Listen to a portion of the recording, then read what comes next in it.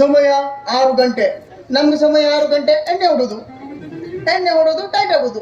ಆದ್ರೆ ಅವ್ರಿಗೆ ಹಂಗಲ್ಲ, ಸಮಯ 6 ಗಂಟೆ ಆದ ತಡ ಬಿಗ್ ಬಾಸ್ ಅಲ್ಲ ಆಡು ಕಳಿಸಿದ್ರೆ ಇವ್ರು ಒಳಗೋದಿಲ್ಲ ಶುರು ಮಾಡ್ಕೊಂಡಿರು. ಪುಣ್ಯ ನಮ್ಮ ಹನುಮಂತು ವಿನ್ ಆದ. ಹಾ, ಅದ್ರಲ್ಲಿ ಏನಾದ್ರು ತ್ರಿವಿಕ್ರಮ್ ಏನಾದ್ರು ವಿನ್ ಆದ್ರೆ ಭವ್ಯ ಗಾಂವ್ ಮದುವೆ ಆಗ್ತಿತ್ತು. ಹಾ, ಮತ್ತೊಂದು ತೋಟದಿಂದ ಡೈವರ್ಸ್ ಆಗ್ತಿತ್ತು. ಕಾರಣ ನೀನ್ ಆಗ್ತಿದ್ದಮ್ಮ